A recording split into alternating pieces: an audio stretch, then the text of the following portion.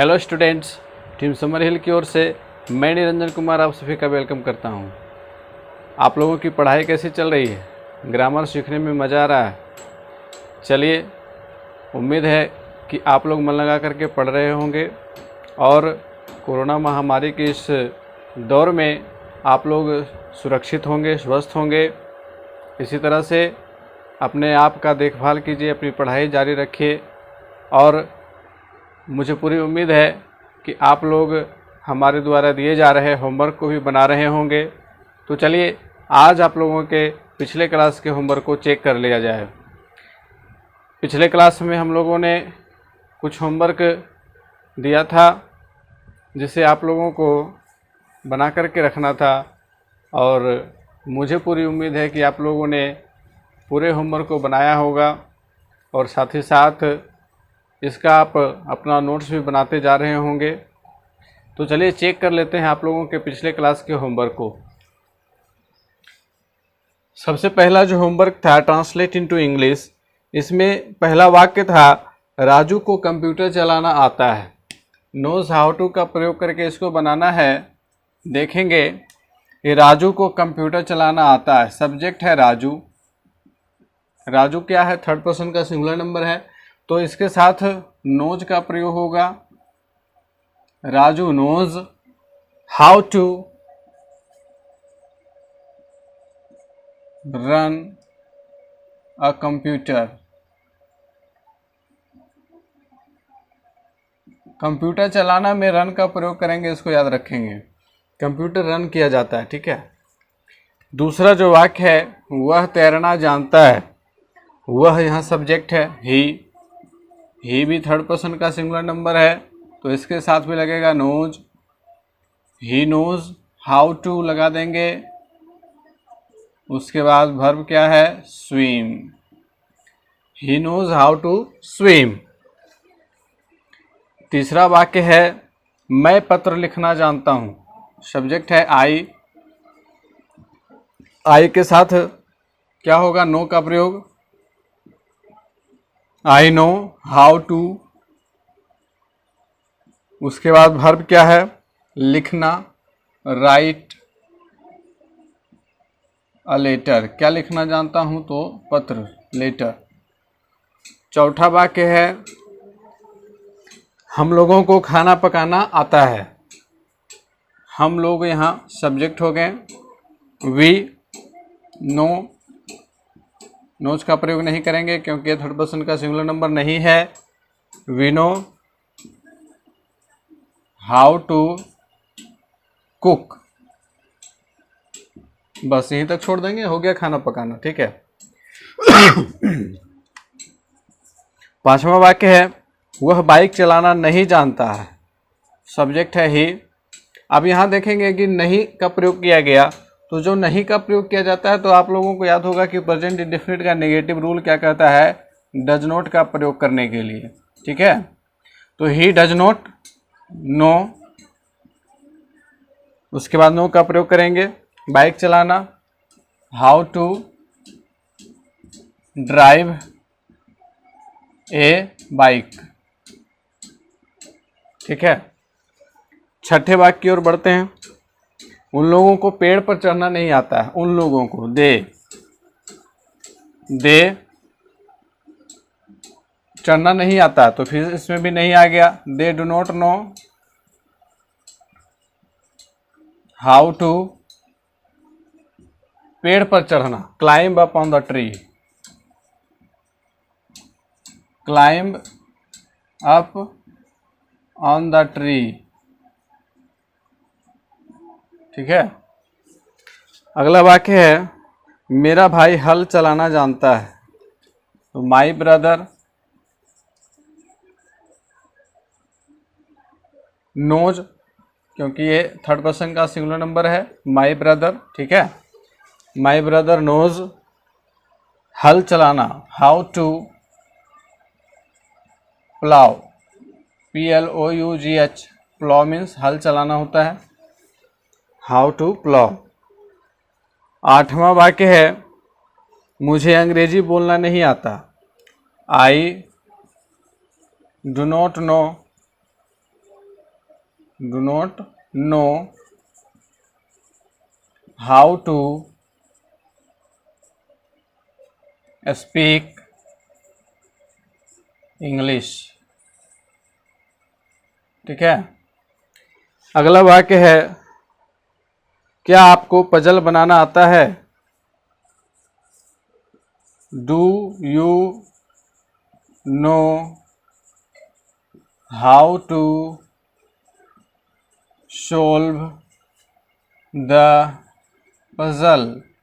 Puzzle की अंग्रेजी puzzle ही होगी। क्वेश्चन मार्क का प्रयोग करेंगे क्योंकि ये प्रश्नवाचक वाक्य है। तो प्रश्नवाचक वाक्य था इसीलिए डू का प्रयोग किए। आप रूल को देखेंगे कि रूल जो है वो प्रेजेंट इंडेफिनिट का ही रूल है, क्योंकि सेंटेंस क्या है, प्रेजेंट इंडेफिनिट का ही सेंटेंस है, तो प्रेजेंट इंडेफिनिट के ही रूल को फॉलो करता है। 10वां वाक्य है, क्या तुम्हें किताब पढ़ना नहीं आता है? क्या तुम्हें किताब पढ़ना नहीं आता, ये भी इंट्रोगेटिव प्लस नेगेटिव है। Do you not know how to read a book. ठीक है। Do you not know how to read a book, क्या तुम्हें किताब पढ़ना नहीं आता है। बढ़ते हैं 11वें वाक्य की ओर। बिहार के मुख्यमंत्री कल पटना आते हैं। ये जो है सिंपल प्रेजेंट इन फ्यूचर में है। तो द चीफ मिनिस्टर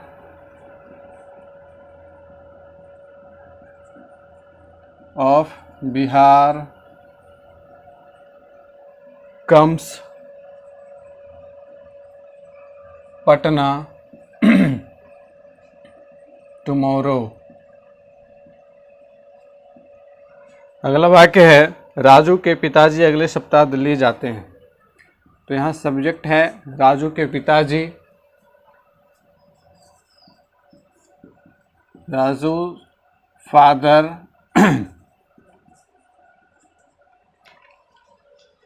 राजू के पिताजी अगले सप्ताह दिल्ली जाते हैं।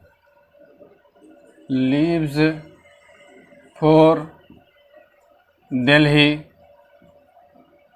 नेक्स्ट वीक, अगले सप्ताह, नेक्स्ट वीक। ठीक है। जाते हैं या प्रस्थान करते हैं दोनों एक ही चीज़ है, इसलिए लीव्स का प्रयोग किया गया। LEAVES लीव्स, LEAVE लीव का मतलब होता है छोड़ना या प्रस्थान करना। ठीक है। प्रस्थान करना यानी कि जाना भी होता है। अगला वाक्य, अमेरिका के राष्ट्रपति अगले माह नई दिल्ली आएंगे। The president of America comes Delhi, new Delhi है, comes new Delhi next month. ठीक है। अगला वाक्य है, मैं अगले माह ऑस्ट्रेलिया जाऊंगा। आई गो टू, या यहाँ भी लीव फॉर लगा सकते हैं, लीव फॉर ऑस्ट्रेलिया क्या है, अगले माह, next month.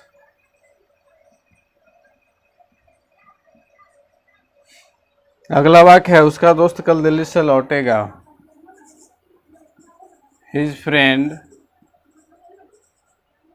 Returns from Delhi, कल है, कल की अंग्रेजी टुमारो। तो इस प्रकार से ये 15 ट्रांसलेट इनटू इंग्लिश का वाक्य हो गया कंप्लीट। उम्मीद है कि आप लोगों का सारा वाक्य सही हुआ होगा। तो चलिए अब दूसरे होमवर्क की ओर बढ़ते हैं। तो आइए देखते हैं अरेंज द वर्ड्स के पहले वाक्य को। पहला जो था उसमें है goes Ram to school daily. तो इसको तो आप लोगों ने बहुत ही आसानी से बना लिया होगा। Ram goes to school daily. दूसरा क्या है, do not they village in this live, they do not live in this village. ये वाक्य सही है? सही है क्या? एक गलती है। क्या गलती है? आप लोगों को याद होगा कि मैंने बताया था पहले क्लास में कि जब विलेज होगा तो इन का प्रयोग नहीं करेंगे, एट का प्रयोग करेंगे। दे do not live at this village. तीसरा वाक्य है does his complete he homework. वाक्य तो क्वेश्चन है, does he complete his homework.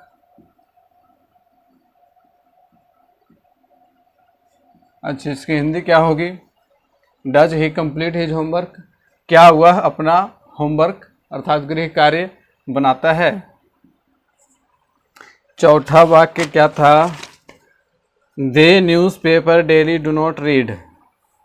तो इसका क्या हो जाएगा? They do not read newspaper daily. अगला वाक्य क्या है? We do why food eat. Why do we eat food. Why do we eat food. ये कौन सा वाक्य है? WH क्वेश्चन का है ना, क्योंकि सबसे शुरू में क्या है? वाई, WH वर्ड है। छठा वाक्य है does not his father why him love. तो इसका क्या हो जाएगा? Why does his father not love him, question mark. अब देखिए इस तरह के जो अरेंज द वर्ड्स था तो इसको आप लोगों को पैटर्न के ऊपर फॉलो करना है, ठीक है। पैटर्न के ऊपर फॉलो करते जाएंगे और वाक्य सही सही बनता जाएगा।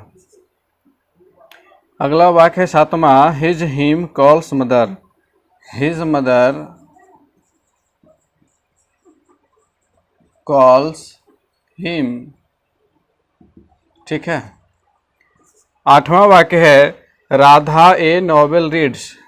तो ये तो बहुत ही सिंपल है, राधा रीड्स अ नॉवेल। अगला वाक्य है Mohan go to market and Sohan. Mohan and Sohan, यहाँ सब्जेक्ट दो हैं, ठीक है, मोहन एंड सब्जेक्ट दोनों। तो Mohan and Sohan go to market. अगला वाक्य है sky twinkle in the stars. Stars twinkle in the sky.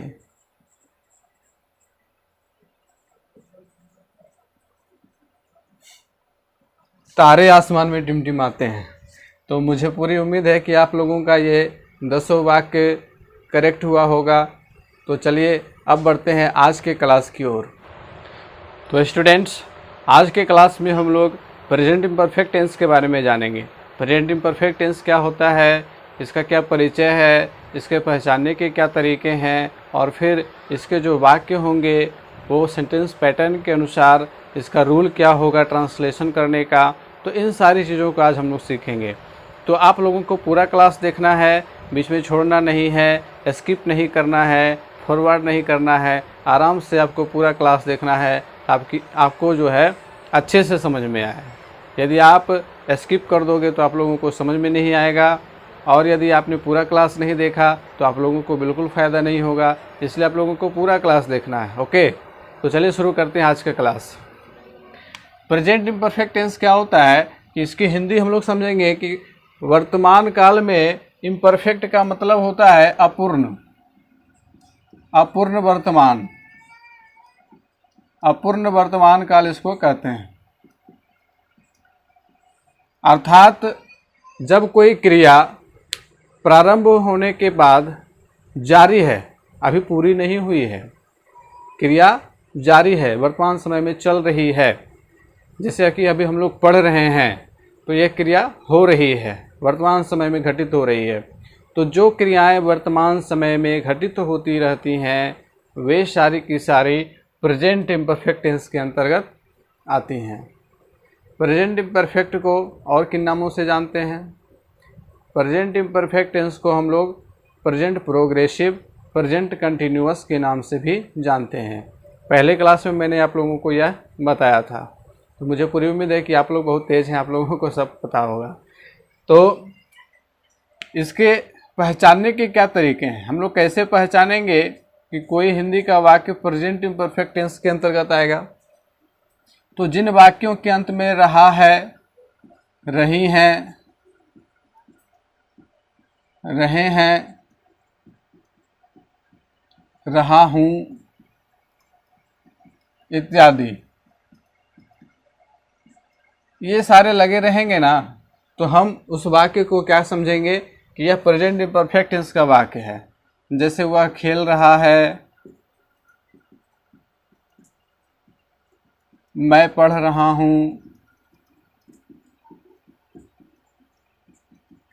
वे लोग टीवी देख रहे हैं।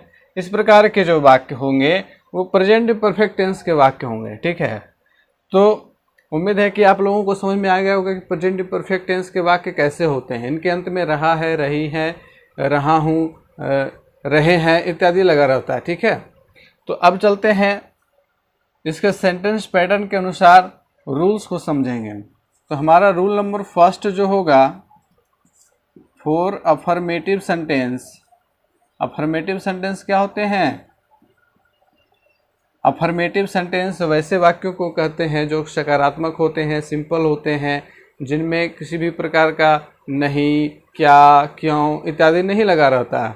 तो वे सारे वाक्य अफर्मेटिव के अंतर्गत आते हैं। जैसे वह खेल रहा है, मैं पढ़ रहा हूँ, है ना। तो इस तरह के जो वाक्य होंगे वो अफर्मेटिव सेंटेंस के अंतर्गत आते हैं। तो इसका जो रूल है बनाने का वो क्या है? तो सबसे पहले हम लोग सब्जेक्ट का प्रयोग करेंगे। ठीक है, उसके बाद इज, आर, एम का प्रयोग होगा अकॉर्डिंग टू सब्जेक्ट। ठीक है, उसके बाद वर्ब के चौथे रूप को यानी कि वर्ब प्लस आईएनजी का प्रयोग करेंगे और उसके बाद ऑब्जेक्ट का प्रयोग करेंगे।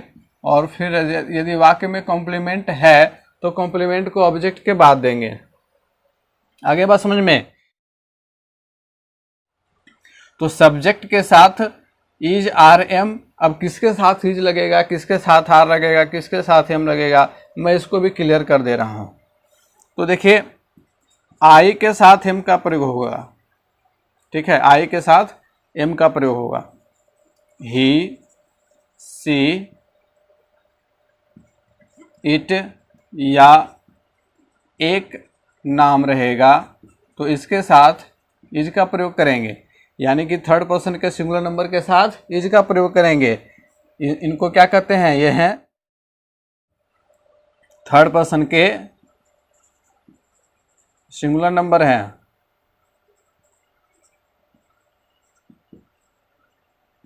थर्ड पर्सन के singular number he, she, it या एक नाम होते हैं, इनके साथ इज का प्रयोग करेंगे। यू, वी, दे, इनके साथ आर का प्रयोग करेंगे। ठीक है, या फिर एक से अधिक नाम या दो से अधिक नाम रहेंगे तो आर का प्रयोग करेंगे। दो या अधिक नाम के साथ आर का प्रयोग करेंगे। आगे बात समझ में? एक बार फिर से दोहरा लेते हैं। यदि सब्जेक्ट आई होगा तो एम का प्रयोग करेंगे, यदि सब्जेक्ट थर्ड पर्सन का सिंगुलर नंबर होगा तो इज का प्रयोग करेंगे, और यदि यू, वी, दे या दो से अधिक नाम होंगे तब आर का प्रयोग करेंगे। अब देखते हैं एक दो उदाहरण लेकर के जो वाक्य हमारे किस प्रकार से ट्रांसलेट होंगे। तो एक एग्जाम्पल लेते हैं। वे लोग पटना जा रहे हैं। ठीक है, वे लोग पटना जा रहे हैं। अब देखिए, इस वाक्य में वे लोग सब्जेक्ट हैं, पटना ऑब्जेक्ट है और जा रहे हैं ये वर्ब है। तो हमारा सबसे पहले ट्रांसलेशन किसका होगा? सब्जेक्ट का। दे सब्जेक्ट हो गया, उसके बाद इज, आर, एम में से कोई एक लगाएंगे। तो अब देखिए कि सब्जेक्ट है दे, तो दे के साथ आर का प्रयोग होगा, तो हम यहाँ आर का प्रयोग करेंगे, दे आर। उसके बाद वर्ब है जा रहे हैं, जाना, गो, गो के साथ आईएनजी लगाएंगे, गोइंग हो गया। ये वर्ब का चौथा रूप कहलाता है, इसको जेरंड भी कहते हैं। कहाँ जा रहे हैं? To Patna, they are going to Patna. आगे बात समझ में। अब एक और वाक्य ले लेते हैं, मैं अभी किताब पढ़ रहा हूं। अब इसको कैसे ट्रांसलेट करेंगे? सब्जेक्ट आई, आई के साथ एम का प्रयोग होगा, आई एम। पढ़ना का अंग्रेजी रीड, तो इसके साथ आई एन जी लगा देंगे, reading, I am reading a book now, I am reading a book now. मैं अभी एक किताब पढ़ रहा हूं। ठीक है। अब एक और उदाहरण ले लेते हैं, वह अभी सो रहा है। तो सब्जेक्ट यहाँ क्या है? ही के साथ इज का प्रयोग करेंगे, ही इज स्लीपिंग नाउ। ठीक है। तो ये हमारा रूल नंबर 1 हो गया। अब बढ़ते हैं हम लोग दूसरे रूल की ओर। तो ये देखते हैं रूल नंबर 2 को, जो होगा नेगेटिव सेंटेंस के लिए, जिसमें नहीं का प्रयोग करेंगे। ठीक है। तो इसमें कैसे क्या होगा? Subject plus is are am plus not plus V four plus object plus complement. ये रहा रूल, और इसके उदाहरण हम लोग लेते हैं। वह ट्रेन से पटना नहीं जा रहा है। वह ट्रेन से पटना नहीं जा रहा है। तो अब यहाँ देखेंगे सब्जेक्ट है वह, ही के साथ लगेगा इज, तो ही इज। उसके बाद नॉट, ही इज नॉट। उसके बाद वर्ब फोर, तो वर्ब कौन सा है? जाना, going, he is not going to Patna, Patna object है। उसके बाद देखिए ट्रेन से, ये कॉम्प्लीमेंट है, बाय द ट्रेन। तो ये वाक्य हो गया, he is not going to Patna by the train. तो अब इसमें सारे चीज़ों का प्रयोग किया गया। तो आप जब वाक्य को देखेंगे, सबसे पहले वाक्य को आइडेंटिफाई करेंगे, मतलब पहचानेंगे कि किस टेंस का है। फिर उसके सेंटेंस के पैटर्न को समझेंगे कि ये अफर्मेटिव है, नेगेटिव है या इंट्रोगेटिव है, और तब उसके रूल के अनुसार उसको ट्रांसलेट कर देंगे। सिंपल है। तो चलिए अब रूल नंबर 3 को भी देख लिया जाए, जो होगा इंट्रोगेटिव के लिए। ठीक है। इंट्रोगेटिव सेंटेंस आप लोगों को बताया था मैंने कि प्रश्नवाचक वाक्य, यस नो क्वेश्चन कहते हैं इसको। यस नो क्वेश्चन क्यों कहते हैं? क्योंकि इनका जवाब हाँ या नहीं में दिया जा सकता है। अब जैसे है कि क्या वह पढ़ रहा है, तो पढ़ रहा है तो बोलेंगे हाँ, नहीं पढ़ रहा है तो बोलेंगे नहीं। लेकिन अगर पूछा जाए कि वह क्यों पढ़ रहा है, तो वहाँ हाँ या नहीं में जवाब नहीं दिया जा सकता है। तो वैसे वाक्यों को कहेंगे WH क्वेश्चंस। तो पहले हम लोग इंट्रोगेटिव सेंटेंस की चर्चा कर लेते हैं। इंट्रोगेटिव सेंटेंस को बनाने के लिए इज आर एम को पहले ले आएंगे। ठीक है। Is are am helping verb है, हेल्पिंग वर्ब पहले आ जाता है। उसके बाद सब्जेक्ट, ठीक है, उसके बाद वर्ब फोर, उसके बाद ऑब्जेक्ट, उसके बाद कॉम्प्लीमेंट, और इसके साथ जोड़ देंगे क्वेश्चन मार्क को, क्योंकि क्वेश्चन मार्क को नहीं भूलना है, नहीं तो हमारा सेंटेंस ही गलत हो जाएगा। एक एग्जाम्पल ले लेते हैं, क्या तुम अभी अंग्रेजी पढ़ रहे हो? जल्दी से बनाइए इसका ट्रांसलेशन। देखते हैं कौन पहले बनाता है, आप या मैं।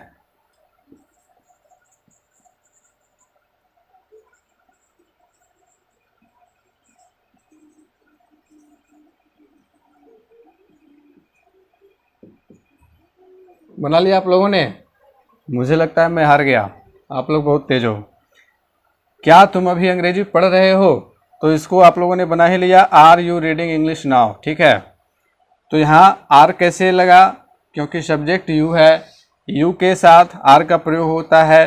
चूँकि सेंटेंस हमारा क्या है, इंट्रोगेटिव है, तो आर को हम लोग पहले लाएं, आर यू, उसके बाद V4 का प्रयोग करना है। तो भाई वर्ब जो है पढ़ रहे हो, पढ़ना है, तो पढ़ना की अंग्रेजी रीड, इसके साथ ING लगा दिए रीडिंग।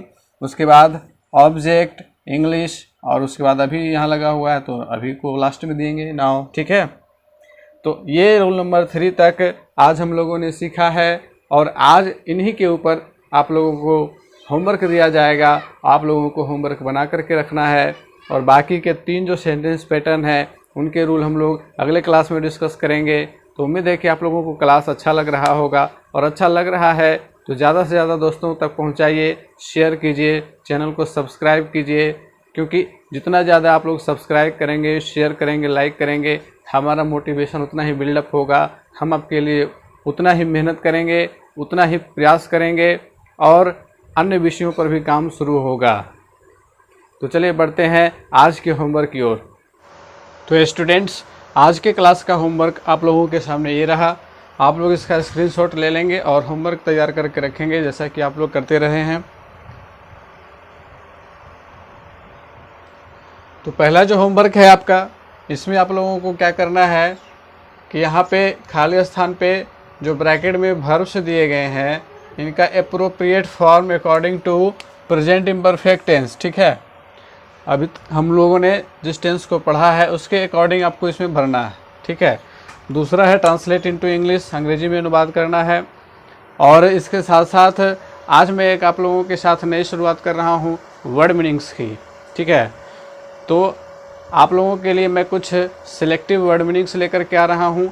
आप लोगों को वर्ड मीनिंग की एक कॉपी तैयार करनी है, और उसमें हम जो आपको वर्ड मीनिंग देंगे उनको आप लोगों को नोट कर लेना है।